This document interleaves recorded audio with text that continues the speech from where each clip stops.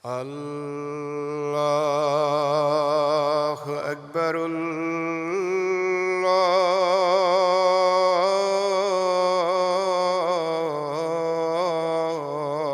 الله أكبر.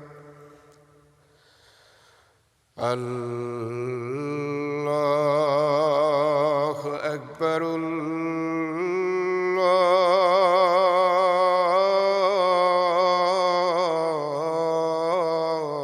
الله أكبر.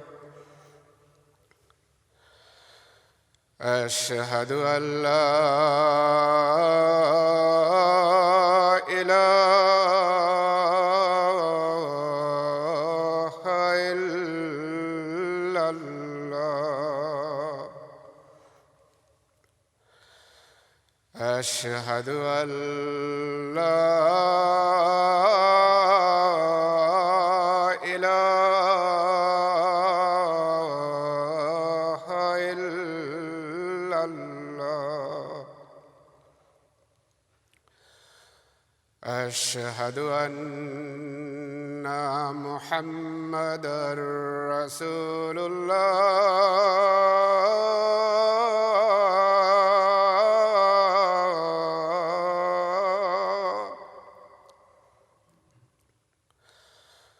أشهد أن محمدًا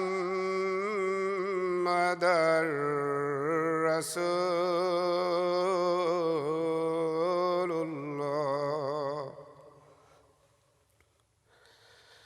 حي على الصلاة.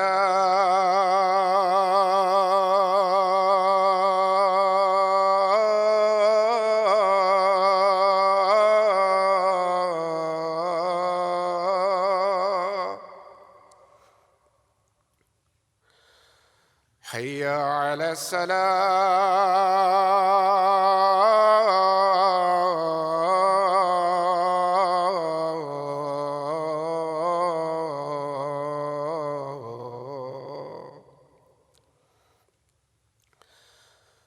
حي على الفلاح.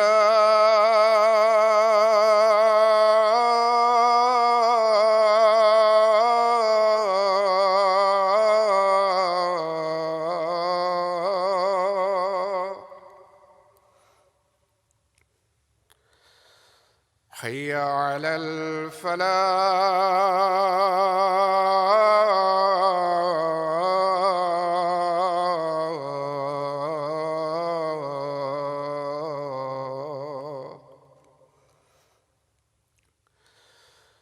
الله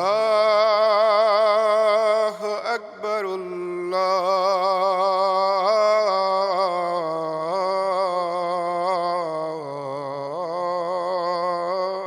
الله أكبر. لا إله إلا الله.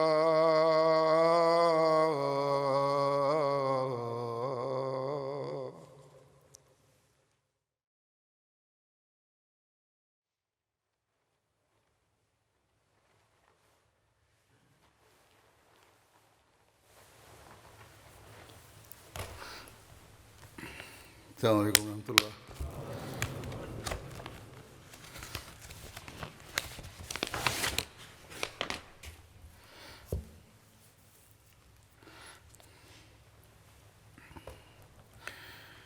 أشهد أن لا إله إلا الله وحده لا شريك له وأشهد أن محمدًا عبده ورسوله. أما بعد فأعوذ بالله من الشيطان الرجيم. بسم الله الرحمن الرحيم. الحمد لله رب العالمين. الرحمن الرحيم. مالك يوم الدين. إياك نعبد وإياك نستعين. اهدنا الصراط المستقيم صراط الذين أنعمت عليهم غير المغضوب عليهم ولا الضالين.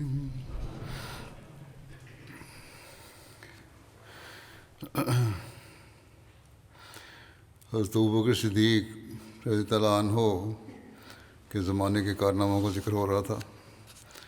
اس ضمن میں ذمیوں کے حقوق کے بارے میں کچھ تفصیل ہے. ذمی وہ لوگ تھے جو اسلامی حکومت کی اطاعت قبول کر کے اپنے مذہب پر قائم رہے اور اسلامی حکومت نے ان کی حفاظت کا ذمہ لیا. یہ لوگ مسلمانوں کے برعکس فوجی خدمت سے بری تھے اور زکوٰۃ بھی ان پر عائد نہیں ہوتی تھی. اس لیے ان کے جان و مال اور دوسرے انسانی حقوق کی حفاظت کے بدلے ان سے ایک معمولی ٹیکس وصول کیا جاتا تھا جسے عرف عام میں جزیہ کہتے ہیں. اس کی مقدار صرف 4 درہم فی کا سالانہ تھی اور یہ صرف بالغ، تندرست اور قابل کار افراد سے وصول کیا جاتا تھا. بوڑھے، اپاہج، نادار، محتاج اور بچے اس سے بری تھے، بلکہ معذوروں محتاجوں کو اسلامی بیت المال سے مدد دی جاتی تھی. عراق اور شام کی فتوحات کے دوران میں متعدد قبائل اور آبادیاں جزیہ کی بنیاد پر اسلامی رعایا بن گئے. ان سے جو معاہدے ہوئے ان میں اس قسم کی شکیں بھی رکھی گئیں کہ ان کی خانقاہیں اور گرجے منہدم نہیں کیے جائیں گے اور نہ ان کا کوئی ایسا قلعہ گرایا جائے گا جس سے وہ ضرورت کے وقت دشمنوں کے مقابلے میں قلعہ بند ہوتے ہوں. ناقوس بجانے کی ممانعت نہ ہوگی اور نہ تہوار کے موقع پر سلیب نکالنے سے روکے جائیں گے. یعنی سلیب کا جلوس بھی نکال سکتے ہیں وہ. حضرت ابوبکر کے عہد خلافت میں اہل ہیرا کے ساتھ حضرت خالد بن ولید نے جو معاہدہ صلح کیا تھا، اس میں دوسری باتوں کے علاوہ یہ بھی عہد کیا گیا تھا کہ ایسا بوڑھا آدمی جو کام سے معذور ہو جائے یا اس پر کوئی مرض یا مصیبت آن پڑے یا جو پہلے مالدار ہو اور پھر ایسا غریب ہو جائے کہ اس کے ہم مذہب اسے خیرات دینے لگیں، تو اس کے سر سے جزیہ ساقط کر دیا جائے گا، یعنی ختم کر دیا جائے گا. اور جب تک وہ دارالحجرت اور دارالاسلام میں رہے گا، جہاں اسلامی حکومت ہے وہاں رہے گا، اس کے اور اس کے اہل و عیال کے مصارف مسلمانوں کے بیت المال سے پورے کیے جائیں گے. البتہ اگر ایسے لوگ دارالحجرت اور دارالاسلام چھوڑ کر باہر چلے جائیں، دوسرے ملکوں میں چلے جائیں، تو ان کے اہل و عیال کی کفالت مسلمانوں کے ذمہ نہیں ہوگی. ایک روایت کے مطابق اہل ہیرا کے ساتھ حضرت خالد بن ولید کے معاہدہ میں درج تھا کہ محتاجوں، اپاہجوں اور تارک الدنیا راہبوں کو جزیہ معاف ہوگا.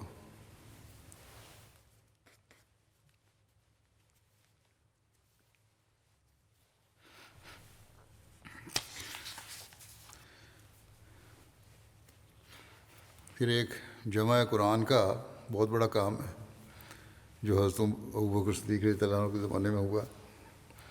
جمع قرآن حضرت ابوبکر صدیق کے عہد زرعی کا بے مثال اور عظیم کارنامہ ہے. اس کا پس منظر مسلمہ کذاب سے ہونے والی جنگ یمامہ سے متصل ہے. جنگ یمامہ میں 1200 مسلمان شہید ہو گئے اور ان میں کبار صحابہ اور حفاظ قرآن کی بھی ایک واضح اکثریت تھی. اور ایک روایت کے مطابق حفاظ شہداء کی تعداد 700 تک بیان ہوئی ہے. چنانچہ اس صورتحال میں حضرت عمر کو اللہ تعالیٰ نے قرآن کریم کو ایک جگہ اکٹھا کرنے کے لیے انشراح صدر عطا فرمایا. آپ نے حضرت ابوبکر سے اس کا تذکرہ کیا جس کی تفصیل صحیح بخاری میں یوں بیان ہوئی ہے. عبید بن سباق بیان کرتے ہیں کہ حضرت زید بن ثابت نے بتایا کہ اہل یمامہ سے جنگ کے بعد حضرت ابوبکر نے انہیں بلایا تو کیا دیکھتا ہوں کہ حضرت عمر بن خطاب بھی آپ کے پاس بیٹھے ہیں۔ حضرت ابوبکر نے فرمایا عمر میرے پاس آئے ہیں اور انہوں نے کہا ہے کہ یمامہ کی جنگ میں قرآن کریم کے بہت سے حفاظ شہید ہو گئے ہیں، اور میں ڈرتا ہوں کہ مختلف جنگوں میں بہت سے قاری یا حفاظ قرآن شہید ہو جائیں گے، جس کے نتیجے میں قرآن کا بہت سا حصہ ضائع ہونے کا اندیشہ ہے۔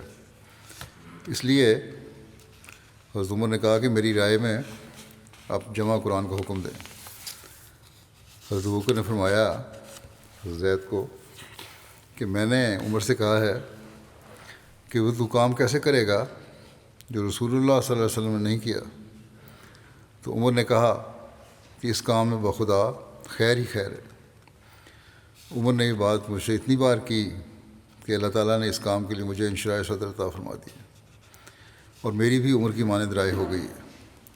حضرت زید کہتے ہیں کہ حضرت ابوبکر نے فرمایا اے زید، یقیناً تو ایک جوان اور عقل مند آدمی ہے اور ہم تجھے کسی الزام یا عیب سے پاک سمجھتے ہیں۔ تم رسول اللہ صلی اللہ علیہ وسلم کے لیے وحی بھی لکھا کرتے تھے، بس اب تم قرآن شریف کو ڈھونڈ ڈھونڈ کر اسے جمع کرو۔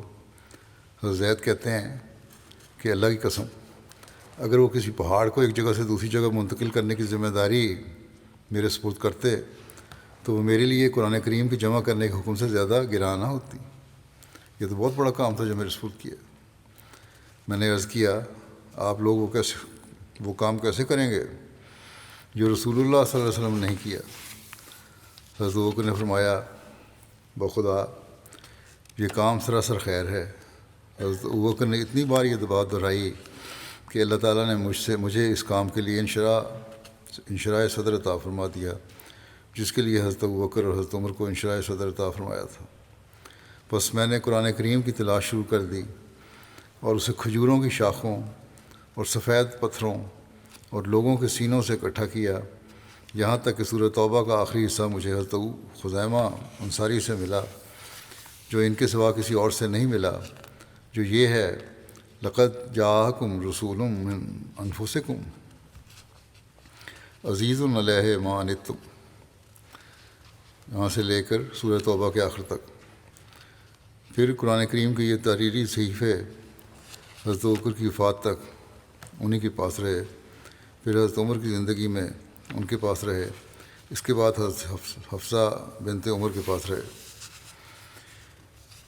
امام بغوی اپنی کتاب شرح السنہ میں جمع قرآن کی حدیث پر حاشیہ لکھتے ہوئے فرماتے ہیں کہ جس قرآن کو اللہ تعالیٰ نے اپنے رسول صلی اللہ علیہ وسلم پر اتارا تھا اسے صحابہ کرام نے من و عن بغیر کسی کمی بیشی کے مکمل جمع کر دیا تھا، اور صحابہ کرام کا قرآن مجید کو جمع کرنے کا سبب حدیث میں بھی یہ بیان ہوا ہے کہ پہلے قرآن مجید کھجور کی شاخوں، پتھر کی سلیٹوں، سلوں اور حفاظ کرام کے سینوں میں بکھرا ہوا تھا۔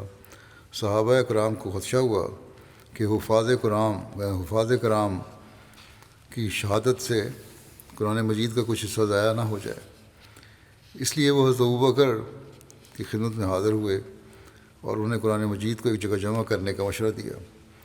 یہ کام سب صحابہ کرام کے اتفاق سے ہوا، لہٰذا انہوں نے قرآن مجید کو بلا تقدیم و تاخیر کہ جس طرح رسول اللہ صلی اللہ علیہ وسلم سے سنا تھا ٹھیک ٹھیک اسی طرح مرتب کر دیا۔ رسول اللہ صلی اللہ علیہ وسلم اپنے صحابہ کرام کو قرآن مجید سناتے تھے اور انہیں بالکل اسی ترتیب سے قرآن سکھاتے تھے جس طرح یہ اب ہمارے سامنے مصاحف میں موجود ہے۔ یہ ترتیب جبرائیل نے آپ صلی اللہ علیہ وسلم کو سکھائی تھی۔ وہ آپ کو ہر آیت کے نزول پر بتاتے تھے کہ اس آیت کو فلاں صورت میں فلاں آیت کے بعد لکھوائیے۔ قرآن کریم کے جمع کرنے کا کام حضرت ابوبکر کے دور میں ہوا۔ حضرت علی اس کے متعلق بیان کرتے ہیں کہ اللہ تعالیٰ حضرت ابوبکر صدیق پر رحمت نازل فرمائے وہی ہیں جنہوں نے سب سے پہلے قرآن مجید کو کتابی صورت میں محفوظ کیا تھا۔ حضرت مسلم موعود رضی اللہ عنہ جمع قرآن کے حوالے سے ذکر کرتے ہوئے فرماتے ہیں کہ جو بات اس وقت تک نہ ہوئی تھی وہ صرف یہ تھی کہ ایک جلد میں قرآن شریف جمع نہیں ہوا تھا۔ جب یہ 500 قرآن کا حافظ اس لڑائی یعنی جنگ یمامہ میں مارا گیا تو حضرت عمر حضرت ابوبکر کے پاس گئے اور انہوں نے جا کے کہا کہ ایک لڑائی میں 500 حافظ قرآن شہید ہوا ہے، اور ابھی تو بہت سی لڑائیاں ہمارے سامنے ہیں، اگر اور حفاظ بھی شہید ہو گئے تو لوگوں کو قرآن کریم کے متعلق شبہ پیدا ہو جائے گا، اس لیے قرآن کو ایک جلد میں جمع کر دینا چاہیے۔ حضرت ابوبکر نے پہلے تو اس بات سے انکار کیا، لیکن آخر آپ کی بات مان لی۔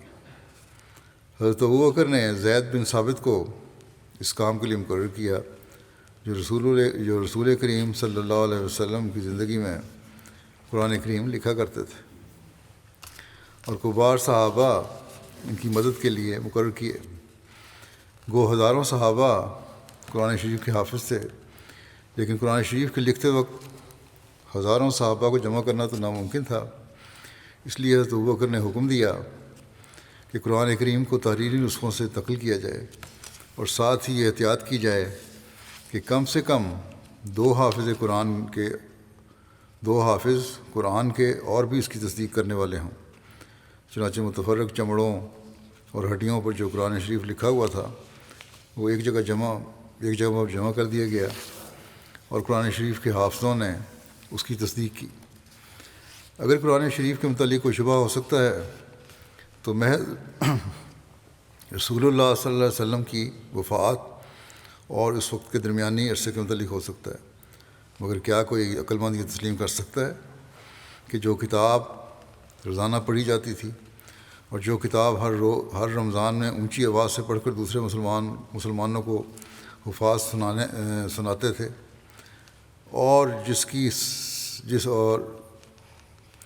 ساری کی ساری کتاب کو ہزاروں آدمیوں نے شروع سے لے کر آخر تک حفظ کیا ہوا تھا، اور جو کتاب گو ایک جلد میں اکٹھی نہیں کی گئی تھی لیکن 20 صحابہ اس کو لکھا کرتے تھے اور ٹکڑوں کی صورت میں لکھی ہوئی وہ ساری کی ساری موجود تھی، اسے ایک جلد میں جمع کرنے میں کسی کو دقت محسوس ہو سکتی تھی؟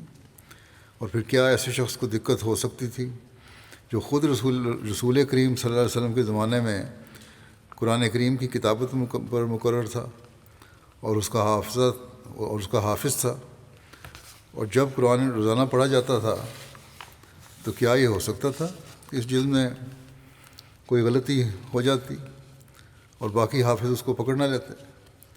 اگر اس قسم کی شہادت پر شبہ کیا جائے تو پھر تو دنیا میں کوئی دلیل باقی نہیں رہتی۔ حق یہ ہے کہ دنیا کی کوئی تحریر ایسے تواتر سے دنیا میں قائم نہیں ہے جس تواتر سے قرآن شریف قائم ہے۔ اس بات میں آپ یہ دلیل فرما رہے ہیں کہ قرآن کریم اصلی حالت میں ہے اور کوئی اس میں رد و بدل نہیں ہے۔ جو اعتراض کیا جاتا ہے یہ تبدیلی ہوئی ہے، یہ تھا اور وہ تھا، آج کل بھی اعتراض اٹھتے ہیں، اس کا جواب ہے یہ۔ حضرت مسلم موعود ایک اعتراض کا جواب دیتے ہوئے فرماتے ہیں کہ ایک اعتراض یہ کیا جاتا ہے کہ رسول کریم صلی اللہ علیہ وسلم کے زمانے میں پورا قرآن نہ لکھا گیا تھا۔ اس کا جواب یہ ہے کہ یہ درست نہیں ہے۔ رسول کریم صلی اللہ علیہ وسلم کے زمانے میں یقیناً سارا قرآن لکھا گیا تھا۔ یہ جو کہتے ہیں نہیں لکھا گیا، یہ غلط ہے، لکھا گیا تھا۔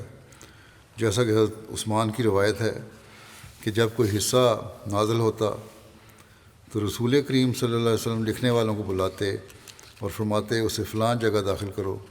جب یہ تاریخی ثبوت موجود ہے تو پھر یہ کہنا کہ قرآن رسول کریم صلی اللہ علیہ وسلم کے وقت پورا نہ لکھا گیا تھا بیوقوفی ہے۔ رہا یہ سوال کہ پھر حضرت ابوبکر کے زمانے میں کیوں لکھا گیا، اس کا جواب یہ ہے کہ رسول کریم صلی اللہ علیہ وسلم کے زمانے میں قرآن اس طرح ایک جلد میں نہ تھا جس طرح اب ہے۔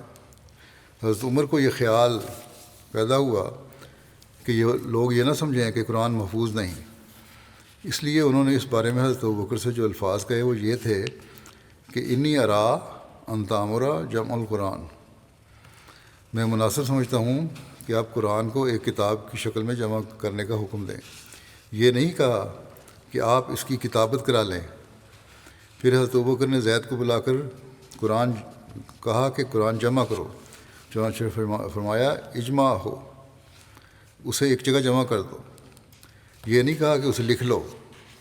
غرض الفاظ خود بتا رہے ہیں کہ اس وقت قرآن کے اوراق کو ایک جلد میں اکٹھا کرنے کا سوال تھا، لکھنے کا سوال نہ تھا۔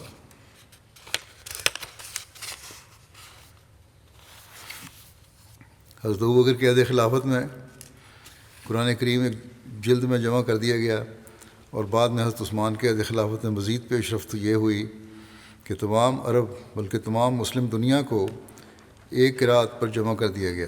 چنانچہ حضرت عثمان کے دور میں قرآن کریم کی اشاعت کے حوالے سے حضرت مسلم بیان کرتے ہیں کہ حضرت ابوبکر کے بعد حضرت عثمان کے زمانے میں شکایت آئی کہ مختلف قبائل کے لوگ مختلف قرأتوں کے ساتھ قرآن کریم کو پڑھتے ہیں اور غیر مسلموں پر اس کا برا اثر پڑتا ہے۔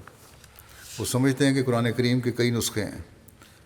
اس قرأت سے مراد یہ ہے کہ کوئی قبیلہ کسی حرف کو زبر سے پڑھتا ہے، دوسرا زیر سے پڑھتا ہے، تیسرا پیش سے پڑھتا ہے، اور یہ بات سوائے عربی کے اور کسی زبان میں نہیں پائی جاتی۔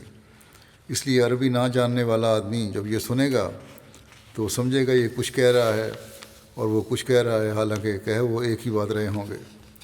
بس اس فتنہ سے بچانے کے لیے حضرت عثمان نے یہ تجویز فرمائی کہ حضرت ابوبکر رضی اللہ عنہ کے زمانے میں جو نسخہ لکھا گیا تھا اس کی کاپیاں کروا لی جائیں اور مختلف ملکوں میں بھیج دی جائیں، اور حکم دے دیا جائے کہ بس اسی قرأت کے مطابق قرآن پڑھنا ہے اور کوئی قرأت نہیں پڑھنی۔ یہ بات جو حضرت عثمان نے کی بالکل معیوب نہ تھی۔ رسول کریم صلی اللہ علیہ وسلم کے زمانے میں عرب لوگ قبائلی زندگی بسر کرتے تھے، یعنی ہر قبیلہ دوسرے قبیلے سے الگ رہتا تھا، اس لیے وہ اپنی اپنی بولی کے عادی تھے، یعنی اپنا اپنا ان کا بولنے کا انداز تھا۔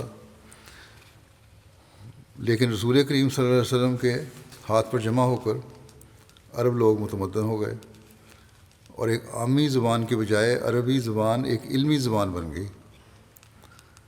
کثرت سے عرب کے لوگ پڑھنے اور لکھنے کے علم سے واقف ہو گئے، جس کی وجہ سے ہر آدمی خواہ کسی قبیلے سے تعلق رکھتا تھا اسی سہولت سے وہ لفظ ادا کر سکتا تھا جس طرح علمی زبان میں وہ بولا جاتا تھا، جو در حقیقت ملک کی زبان تھی۔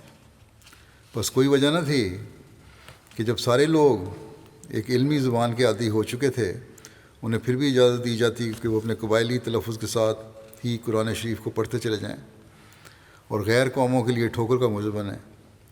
اس لیے حضرت عثمان نے ان حرکات کے ساتھ قرآن شریف کو لکھ کر جو مکہ کی زبان کے مطابق تھا سب ملکوں میں کاپیاں تقسیم کرا دیں، اور آئندہ کے متعلق حکم دے دیا کہ سوائے مکی لہجہ کے اور کسی قبائلی لہجے میں قرآن شریف نہ پڑھا جائے۔ اس امر کو نہ سمجھنے کی وجہ سے یورپ کے مصنف اور دوسری قوموں کے مصنف ہمیشہ یہ اعتراض کرتے رہتے ہیں کہ حضرت عثمان نے کوئی نیا قرآن بنا دیا تھا یا عثمان نے کوئی نئی تبدیلی قرآن کریم میں کر دی تھی، لیکن حقیقت وہ ہے جو بیان کی گئی ہے۔ حضرت مسیح علیہ السلام فرماتے ہیں کہ قرآن بلا شبہ وہی مطلوب ہے، اور یہ پورے کا پورا یہاں تک کہ نقطے اور حروف بھی قطعی متواتر ہیں، اور اللہ تعالیٰ نے اس سے کمال اہتمام کے ساتھ فرشتوں کی حفاظت میں نازل فرمایا ہے۔ پھر اس کے بارے میں تمام قسم کے اہتمام کرنے میں نبی کریم صلی اللہ علیہ وسلم نے کوئی دقیقہ فروگزاشت نہیں کیا، اور آپ نے اپنی آنکھوں کے سامنے ایک ایک آیت جیسے وہ قرآن نازل ہوتا رہا لکھنے پر مداومت فرمائی، یہاں تک کہ آپ نے اسے مکمل طور پر جمع فرمایا اور بنفس نفیس آیات کو ترتیب دیا اور انہیں جمع کیا، اور نماز میں اور نماز سے باہر اس کی تلاوت پر مداومت فرمائی، یہاں تک کہ آپ دنیا سے رحلت فرما گئے اور اپنے رفیق اعلیٰ اور محبوب رب العالمین سے جا ملے۔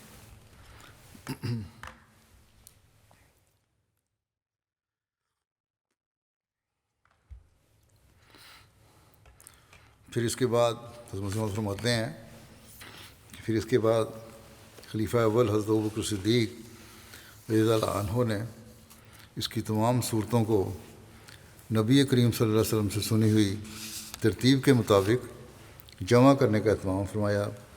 پھر حضرت ابوبکر صدیق رضی اللہ عنہ کے بعد اللہ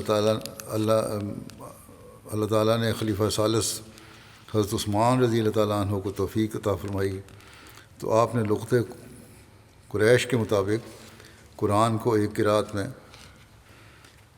جمع کیا اور اسے تمام ملکوں میں پھیلا دیا۔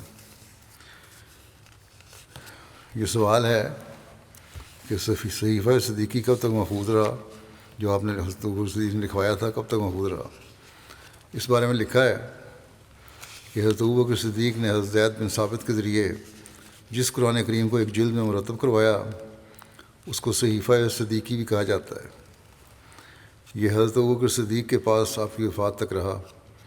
اس کے بعد حضرت عمر کے پاس آ گیا اور حضرت عمر نے ام المومنین حضرت حفصہ کے سپرد کر دیا اور یہ ارشاد فرمایا کہ کسی شخص کو نہ دیا جائے، البتہ جس کو نقل کرنا یا اپنا نسخہ صحیح کرنا ہو وہ اس سے فائدہ اٹھا سکتا ہے۔ چنانچہ حضرت عثمان نے اپنے عہد خلافت میں حضرت حفصہ سے عاریۃً لے کر چند نسخے نقل کروائے اور پھر وہ نسخہ حضرت حفصہ کو واپس لوٹا دیا۔ جب 54 ہجری میں مروان مدینہ کا حاکم ہوا تو اس نے اس نسخے کو حضرت حفصہ سے لینا چاہا، لیکن حضرت حفصہ نے انکار کر دیا۔ حضرت حفصہ کے انتقال کے بعد مروان نے حضرت عبداللہ بن عمر سے لے کر اس کو ضائع کر دیا۔ لیکن حضرت عثمان پہلے محفوظ کروا چکے تھے اس کو۔ حضرت ابوبکر صدیق نے سب سے پہلے جو کام سر انجام دیے یا جو کارنامے سب سے پہلے ان کی ذات کے ساتھ وابستہ ہیں انہیں اولیات ابوبکر کا نام دیا گیا ہے۔ مختلف باتیں ہیں جنہوں نے جو ان کے کام تھے جو سب سے پہلے انہوں نے انجام دیے۔ آپ سب سے پہلے اسلام لائے۔ دوسرے یہ کہ مکے میں آپ کے اپنے گھر کے سامنے سب سے پہلے مسجد بنائی۔ پھر تیسرا یہ ہے کہ مکے میں رسول اکرم صلی اللہ علیہ وسلم کی حمایت میں سب سے پہلے قریش مکہ سے قتال کیا۔ چوتھا یہ کہ سب سے پہلے متعدد غلاموں اور باندیوں کو جو اسلام لانے کی پاداش میں ظلم و ستم کا شکار تھے خرید کر آزاد کیا۔ پانچواں یہ سب سے پہلے قرآن کریم کو ایک جلد میں جمع کیا۔ چھٹا یہ سب سے پہلے انہوں نے قرآن کا نام مصحف رکھا۔ ساتواں یہ کہ سب سے پہلے خلیفہ راشد قرار پائے۔ آٹھواں یہ کہ رسول اللہ صلی اللہ علیہ وسلم کی زندگی میں سب سے پہلے امیر الحج مقرر ہوئے۔ نواں یہ کہ رسول اللہ صلی اللہ علیہ وسلم کی زندگی میں سب سے پہلے نماز میں مسلمانوں کی امامت کی۔ دسواں یہ کہ اسلام میں سب سے پہلے بیت المال قائم کیا۔ 11 یہ کہ اسلام میں سب سے پہلے خلیفہ ہیں جن کا مسلمانوں نے وظیفہ مقرر کیا۔ 12واں یہ کہ سب سے پہلے خلیفہ جنہوں نے اپنا جانشین نامزد کیا، حضرت عمر کو آپ نے نامزد فرمایا تھا۔ 13واں یہ کہ وہ پہلے خلیفہ ہیں جن کی بیعت خلافت کے وقت ان کے والد حضرت ابو قحافہ زندہ تھے۔ 14واں یہ کہ وہ سب سے پہلے شخص جنہیں اسلام میں کوئی لقب رسول اللہ صلی اللہ علیہ وسلم نے عطا فرمایا۔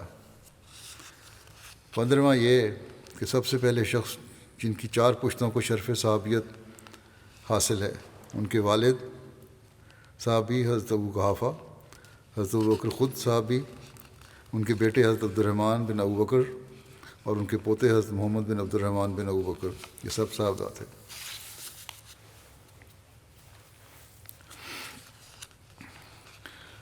حضرت ابوبکر صدیق رضی اللہ عنہ کے مناقب کے بارے میں لکھا ہے۔ حلیہ مبارک حضرت عائشہ رضی اللہ عنہ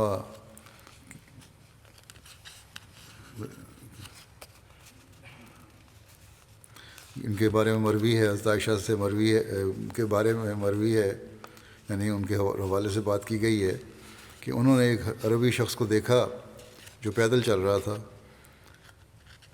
اور آپ اس وقت اپنے ہودج میں تھیں۔ آپ نے فرمایا میں نے اس شخص سے زیادہ اس حضرت ابوبکر سے مشابہ کوئی شخص نہیں دیکھا۔ راوی کہتے ہیں ہم نے کہا، حضرت عائشہ سے پوچھا کہ آپ ہمارے لیے حضرت ابوبکر کا حلیہ بیان کریں، تو حضرت عائشہ نے فرمایا کہ حضرت ابوبکر گورے رنگ کے شخص تھے، دبلے پتلے تھے، رخساروں پر گوشت کم تھا، کمر ذرا خمیدہ تھی، ذرا جھکی ہوئی تھی کہ آپ کا تہہ بند بھی کمر پر نہیں رکتا تھا اور نیچے سرک جاتا تھا۔ چہرہ کم گوشت والا تھا، بھرا ہوا نہیں تھا چہرہ زیادہ، آنکھیں اندر کی طرف تھیں اور پیشانی بلند تھی۔ ابن سیرین کہتے ہیں کہ میں نے حضرت انس بن مالک سے پوچھا کہ حضرت ابوبکر خضاب لگاتے تھے؟ تو انہوں نے کہا ہاں، مہندی اور قطم سے یہ رنگ لگاتے تھے اپنے بالوں پہ، داڑھی پہ۔ قطم ایک بوٹی کا نام ہے۔ خشیت الہی اور زہد و تقویٰ کے بارے میں لکھا ہے کہ حضرت نبی کریم صلی اللہ علیہ وسلم نے حضرت ربیعہ بن جعفر اور حضرت ابوبکر کو کچھ زمین عطا فرمائی۔ دونوں میں ایک درخت کے لیے اختلاف ہو گیا۔ حضرت ابوبکر نے بحث کے دوران کوئی سخت بات کہہ دی، لیکن بعد میں اس پر نادم ہوئے اور کہا ربیعہ تم بھی مجھے کوئی ایسی سخت بات کہہ دو تاکہ وہ اس کا قصاص ہو جائے، جس طرح میں نے بات کی سختی تم بھی کہہ دو مجھے۔ لیکن انہوں نے انکار کر دیا، حضرت ربیعہ نے۔ وہ دونوں نبی کریم صلی اللہ علیہ وسلم کی خدمت میں حاضر ہوئے، سارا واقعہ بیان کیا۔ اس پر آپ صلی اللہ علیہ وسلم نے فرمایا کہ ربیعہ تم سخت جواب نہ دو، لیکن یہ دعا دو غفر اللہ لکا یا ابا بکر، اے ابو بکر اللہ تم سے درگزر فرمائے۔ اس پر انہوں نے ایسا ہی کیا۔ حضرت ابوبکر یہ بات جب سنی تو اس کا اس قدر اثر ہوا کہ وہ زار و قطار روتے ہوئے واپس لوٹے۔ ایک روایت میں ہے کہ حضرت ابوبکر صدیق نے ایک پرندہ دیکھا جو ایک درخت پر تھا۔ آپ نے کہا اے پرندے تجھے خوشخبری ہو، اللہ کی قسم میں چاہتا ہوں کہ میں تمہاری مانند ہوتا۔ تم درخت پر بیٹھتے ہو اور پھل کھاتے ہو اور پھر اڑ جاتے ہو، تم پر کوئی حساب ہوگا اور نہ ہوئی کوئی عذاب۔ اللہ کی قسم میں چاہتا ہوں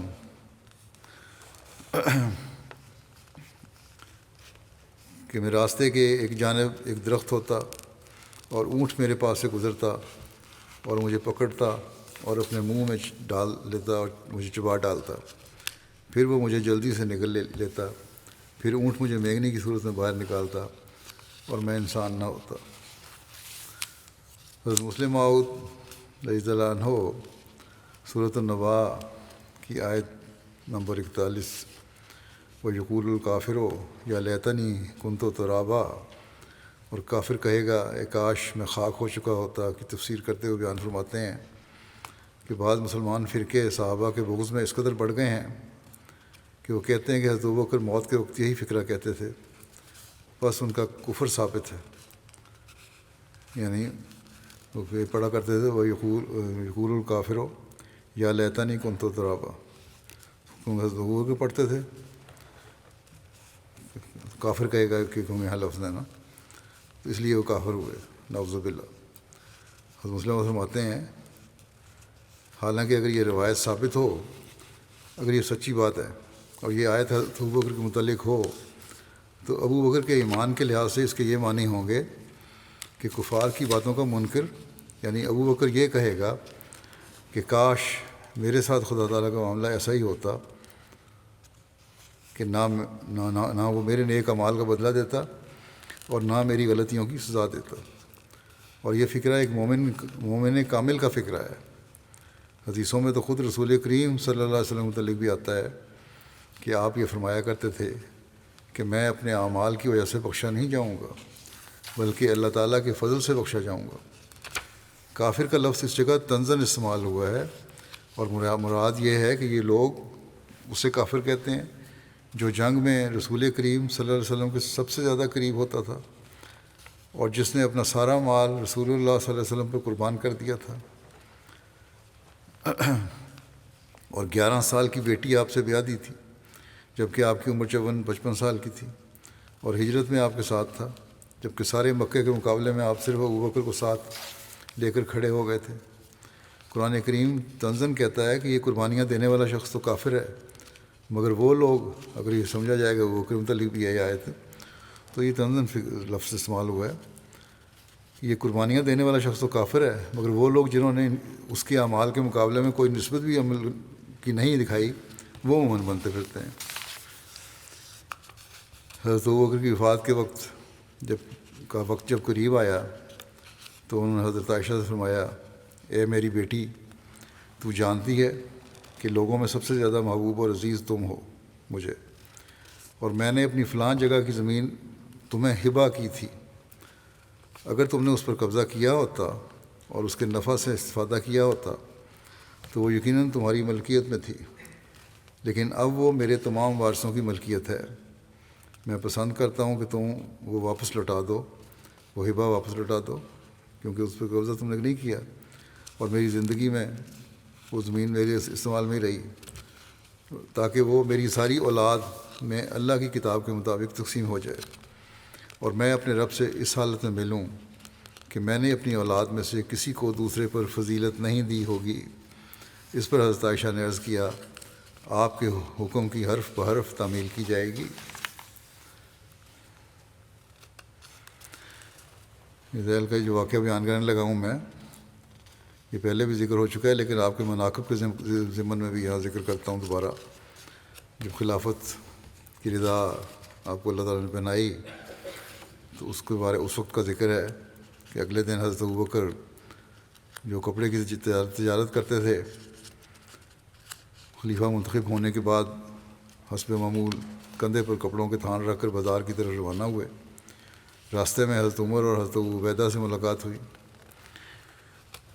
انہوں نے کہا، خلیفہ رسول صلی اللہ علیہ وسلم کہاں تشریف لے جا رہے ہیں؟ حضرت ابوبکر نے فرمایا، بازار. انہوں نے کہا، آپ مسلمانوں کے حاکم ہیں، چلیے ہم آپ کے لیے کچھ وظیفہ مقرر کر دیں. واپس چلیں، وظیفہ مقرر کر دیں گے، کوئی ضرورت نہیں تجارت کی. علامہ ابن سعد نے وظیفے کی تفصیل یہ بیان کی ہے کہ ان کو 2 چادریں ملتی تھیں، جب وہ پرانی ہو جاتی تھیں تو انہیں واپس کر کے دوسری لیتے تھے. سفر کے موقع پر سواری اور خلافت سے پہلے جو خرچ تھا اسی کے موافق اپنے اور اپنے متعلقین کے لیے خرچ لیتے تھے. حضرت مسلم موعود رضی اللہ عنہ فرماتے ہیں کہ حضرت ابوبکر تمام عالم اسلام کے بادشاہ تھے، مگر ان کو کیا ملتا تھا؟ پبلک کے روپیہ کے وہ محافظ تھے، مگر خود اس روپیہ پر کوئی تصرف نہیں رکھتے تھے. بے شک حضرت ابوبکر رضی اللہ عنہ بڑے تاجر تھے، مگر چونکہ ان کو کثرت سی عادت تھی کہ جو ہی روپیہ آیا خدا تعالیٰ کی راہ میں دے دیا، اس لیے ایسا اتفاق ہوا کہ جب رسول کریم صلی اللہ علیہ وسلم کی وفات ہوئی اور آپ خلیفہ ہوئے تو اس وقت آپ کے پاس نقد روپیہ نہیں تھا. خلافت کے دوسرے ہی دن آپ نے کپڑوں کی گٹھری اٹھائی اور اسے بیچنے کے لیے چل پڑے. حضرت عمر رضی اللہ عنہ راستے میں ملے تو پوچھا، کیا کرنے لگے ہیں؟ انہوں نے کہا کہ آخر میں نے کچھ کھانا تو ہوگا، اگر میں کپڑے نہیں بیچوں گا تو کھاؤں گا کہاں سے؟ حضرت عمر رضی اللہ عنہ نے کہا، یہ تو نہیں ہو سکتا، اگر آپ کپڑے بیچتے رہے تو خلافت کا کام کون کرے گا؟ حضرت ابوبکر رضی اللہ عنہ نے جواب دیا کہ اگر میں یہ کام نہیں کروں گا تو پھر گزارا کس طرح ہوگا؟ حضرت عمر رضی اللہ عنہ نے کہا کہ آپ بیت المال سے وظیفہ لے لیں. حضرت ابوبکر نے جواب دیا کہ میں یہ تو برداشت نہیں کر سکتا، بیت المال پر میرا کیا حق ہے؟ حضرت عمر رضی اللہ عنہ نے کہا کہ جب قرآن کریم نے اجازت دی ہے کہ دینی کام کرنے والوں پر بیت المال کا روپیہ صرف ہو سکتا ہے تو آپ کیوں نہیں لے سکتے؟ چنانچہ اس کے بعد بیت المال سے ان کا وظیفہ مقرر ہو گیا، مگر اس وقت کے لحاظ سے وہ وظیفہ صرف اتنا تھا جس سے روٹی کپڑے کی ضرورت پوری ہو سکے. ابن ابی ملیکہ بیان کرتے ہیں کہ حضرت ابوبکر کے ہاتھ سے اگر لگام چھوٹ کر گر جاتی تو آپ اپنی اونٹنی کو بٹھاتے اور وہ لگام اٹھاتے. ان سے کہا گیا کہ آپ نے ہمیں کیوں حکم نہیں دیا تا ہم آپ کو پکڑا دیتے؟ حضرت ابوبکر فرماتے، میرے محبوب صلی اللہ علیہ وسلم نے مجھے اس بات کا حکم دیا تھا کہ میں لوگوں سے کسی چیز کا سوال نہ کروں. اس حد تک احتیاط کرتے تھے. حضرت مسلم موعود بیان فرماتے ہیں کہ رسول کریم صلی اللہ علیہ وسلم نے ایک دفعہ مسجد میں بعض لوگوں کی آواز سنی کہ ابو بکر کو ہم پر کون سی زیادہ فضیلت حاصل ہے، جیسے کہ نیکی وہ نیکی کے کام وہ کرتے ہیں اسی طرح نیکی کے کام ہم کرتے ہیں۔ رسول کریم صلی اللہ علیہ وسلم نے یہ سنا تو فرمایا، اے لوگو، ابو بکر کو فضیلت نماز اور روزوں کی وجہ سے نہیں ہے، بلکہ اس نیکی کی وجہ سے ہے جو اس کے دل میں ہے۔ جو دل میں ان کی نیکی ہے اور جو عقیدت ہے آن وسلم سے، اور جو خوف ہے اللہ تعالیٰ کا، جو خشیت ہے، وہ اس معیار کی ہے کہ ان کو تب فضیلت ہے تمہارے پہ، اور اس کے مطابق ان کا عمل بھی ہے، پھر صرف دل میں نہیں ہے۔ حضرت مسیح علیہ السلام نے ایک آیت قرآن کی تفسیر بیان فرماتے ہوئے حضرت ابوبکر کا مقام و مرتبہ یوں بیان فرمایا ہے کہ اللہ تعالیٰ نے یہاں فرمایا کہ تو عبادت کرتا رہے جب تک کہ تجھے یقین کامل کا مرتبہ حاصل نہ ہو، اور تمام حجاب اور ظلماتی پردے دور ہو کر یہ سمجھ میں آ جاوے کہ اب میں وہ نہیں ہوں جو پہلے تھا، بلکہ اب تو نیا ملک، نئی زمین، نیا آسمان ہے، اور میں بھی کوئی نئی مخلوق ہوں۔ یہ حیات ثانی وہی ہے جس کو صوفی بقا کے نام سے موسوم کرتے ہیں۔ جب انسان اس درجے پر پہنچ جاتا ہے تو اللہ تعالیٰ کی روح کا نفخ بھی اس میں ہوتا ہے، ملائکہ کا اس پر نزول ہوتا ہے۔ یہی وہ راز ہے جس پر پیغمبر خدا صلی اللہ علیہ وسلم نے حضرت ابوبکر رضی اللہ تعالیٰ عنہ کی نسبت فرمایا کہ اگر کوئی چاہے کہ مردہ میت کو زمین پر چلتا ہوا دیکھے تو وہ ابو بکر کو دیکھے، اور ابو بکر کا درجہ اس کے ظاہری اعمال سے ہی نہیں بلکہ اس بات سے ہے جو اس کے دل میں ہے۔ حضرت ابو سعید خدری بیان کرتے ہیں کہ ایک مرتبہ وہ لوگ رسول اللہ صلی اللہ علیہ وسلم کے ساتھ کسی سفر پر روانہ ہوئے، اور جب پڑاؤ کیا تو مختلف ٹولیوں میں تقسیم ہو گئے، کوئی کسی کے ساتھ، کوئی کسی کے ساتھ۔ حضرت ابو سعید خدری بیان کرتے ہیں کہ میں نے حضرت ابوبکر کی رفاقت میں پڑاؤ کیا۔ ہمارے ساتھ بادیہ نشینوں میں سے ایک دیہاتی آدمی بھی تھا۔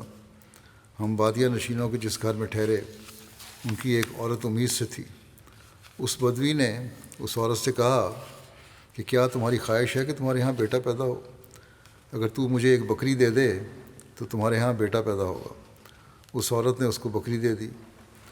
اس بدوی نے ایک وزن کے کئی ہم کافیہ الفاظ اس کے سامنے پڑھے، کچھ اپنا جنتر منتر پڑھا اس کے سامنے، پھر اس نے بکری ذبح کی، اور جب لوگ کھانے کے لیے بیٹھے تو ایک آدمی نے کہا کہ کیا آپ کو معلوم بھی ہے کہ یہ بکری کیسی ہے؟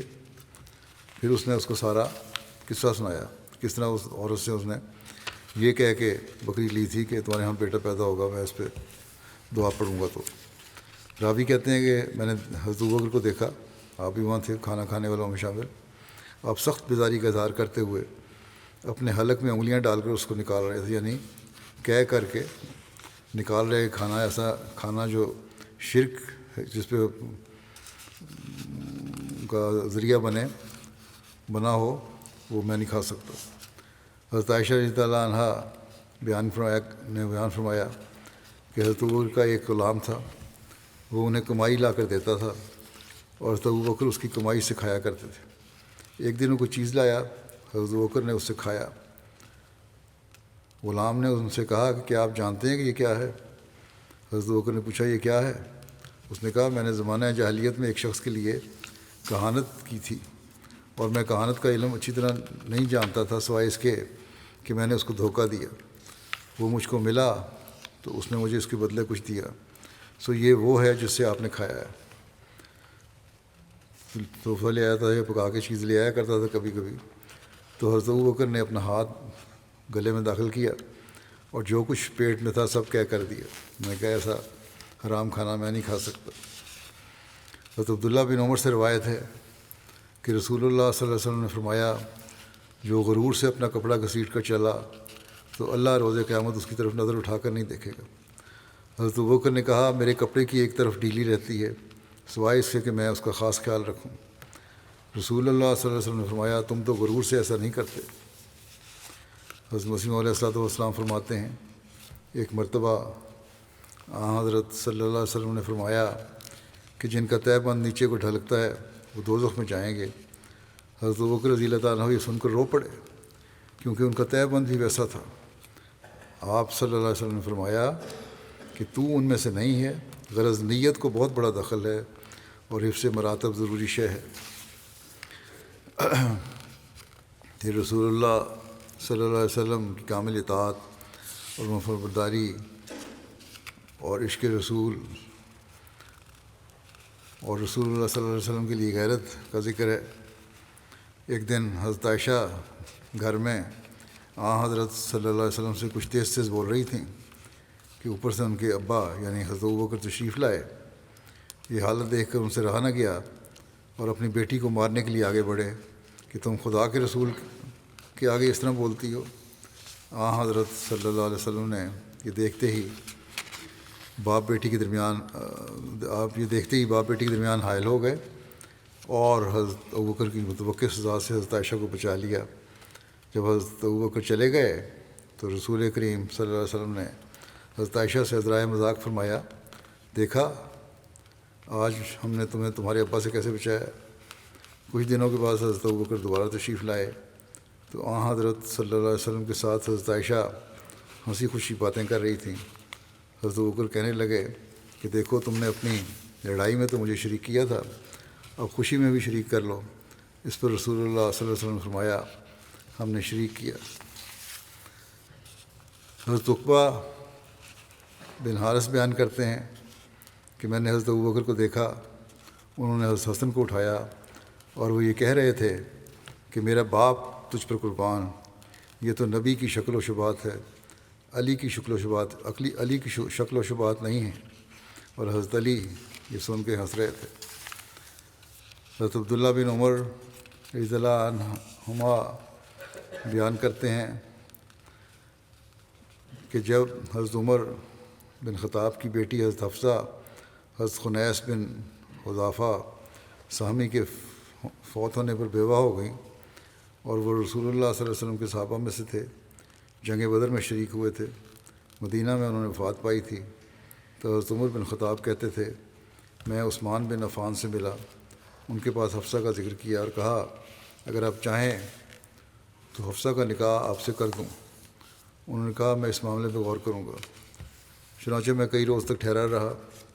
پھر عثمان نے کہا مجھے یہی مناسب معلوم ہوا ہے کہ میں ان دنوں شادی نہ کروں۔ حضرت عمر کہتے تھے پھر میں حضرت ابوبکر سے ملا اور کہا اگر آپ چاہیں تو میں حفصہ کا نکاح آپ سے کیے دیتا ہوں۔ حضرت ابوبکر خاموش ہو گئے اور مجھے کچھ جواب نہ دیا۔ عثمان کی نسبت حضرت عمر کہتے ہیں کہ عثمان کی نسبت میں ان سے زیادہ رنجیدہ خاطر ہوا۔ پھر میں کچھ راتیں ٹھہرا رہا۔ اس کے بعد رسول اللہ صلی اللہ علیہ وسلم نے حفصہ سے نکاح کا پیغام بھیجا اور میں نے آپ صلی اللہ علیہ وسلم سے ان کا نکاح کر دیا۔ پھر حضرت ابوبکر مجھ سے ملے اور کہا شاید آپ مجھ سے ناراض ہو گئے ہیں جب آپ نے حفصہ کو ذکر کیا اور میں نے کچھ جواب نہ دیا۔ میں نے کہا کہ ہاں اس طرح ہی ہے۔ تو انہوں نے کہا کہ دراصل جو بات آپ نے پیش کی تھی اس کی نسبت آپ کو جواب دینے سے مجھے نہیں روکا تھا، مگر اس بات نے کہ مجھے علم ہو چکا تھا کہ رسول اللہ صلی اللہ علیہ وسلم حفصہ سے نکاح کرنا چاہتے ہیں، اور میں ایسا نہیں تھا کہ رسول اللہ صلی اللہ علیہ وسلم کا یہ منشا ظاہر کرتا، یعنی آپ کو بتاتا کہ اس طرح وسلم کا منشا ہے، اس لیے میں چپ ہو گیا یا انکار کر دیا۔ اور حضرت صلی اللہ علیہ وسلم اگر کہتے ہیں اگر حضرت صلی اللہ علیہ وسلم اس رشتے کو چھوڑ دیتے تو میں ضرور قبول کر لیتا آپ کا یہ بیٹی کا رشتہ۔ حضرت علی کا حضرت ابوبکر کو خراج عقیدت پیش کرنا، اس کے بارے میں لکھا ہے کہ حضرت ابن عباس رضی اللہ عنہما سے روایت ہے کہ انہوں نے کہا میں ان لوگوں میں کھڑا تھا جنہوں نے حضرت عمر بن خطاب کی وفات کے بعد ان کے لیے دعا کی جبکہ انہیں تختے پر رکھ دیا گیا۔ اتنے میں کیا دیکھتا ہوں کہ ایک شخص نے میرے پیچھے سے آ کر اپنی کونی میرے کندھے پر رکھ دی، کہنے لگا اللہ تم پر رحم کرے، مجھے تو یہی امید تھی کہ اللہ تمہیں بھی ہمارے دونوں ساتھیوں کے ساتھ ہی دفن کرے گا، کیونکہ میں نے رسول اللہ صلی اللہ علیہ وسلم کی کوئی فرماتے بہت سنا تھا کہ میں اور ابوبکر اور عمر فلاں جگہ تھے، اور میں نے اور ابوبکر اور عمر نے یہ کیا، میں اور ابوبکر اور عمر چلے گئے، اس لیے میں یہ امید رکھتا تھا کہ اللہ تعالیٰ تم کو بھی ان دونوں کے ساتھ ہی رکھے گا۔ میں نے جو مڑ کر دیکھا تو حضرت علی بن طالب تھے۔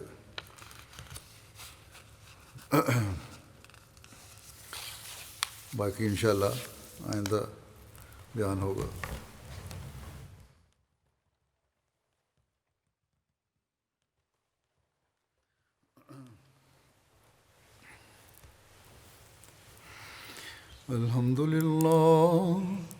الحمد لله نحمده ونستعينه ونستغفره ونؤمن به ونتوكل عليه ونعوذ بالله من شرور أنفسنا ومن سيئات أعمالنا من يهده الله فلا مضل له ومن يضلل فلا هادي له ونشهد أن لا إله إلا الله ونشهد أن محمدا عبده ورسوله عباد الله رحمكم الله إن الله يأمر بالعدل والإحسان وإيتاء ذي القربى